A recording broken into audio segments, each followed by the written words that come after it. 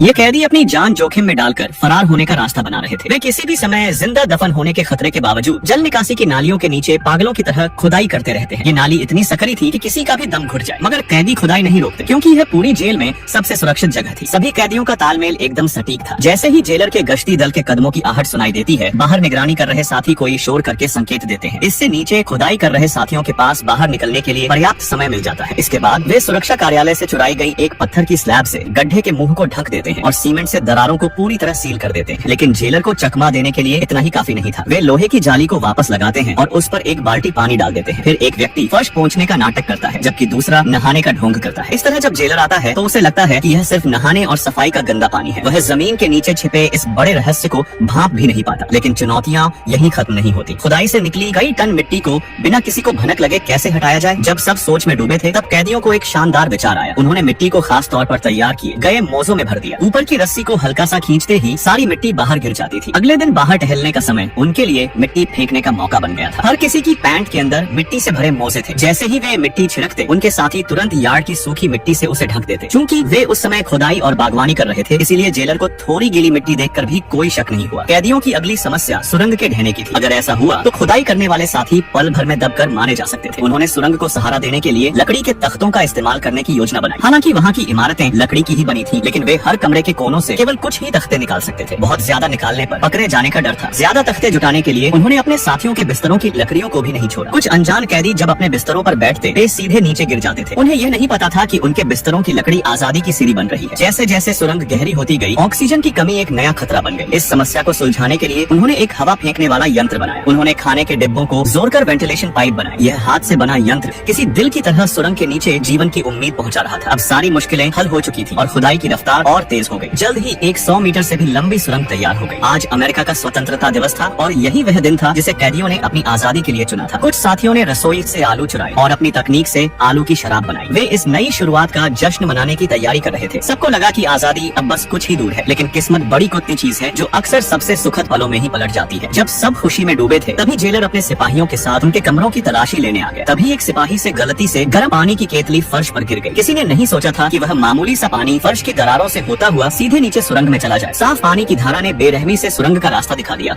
और कैदियों की सारी उम्मीदों पर पानी फेर दिया।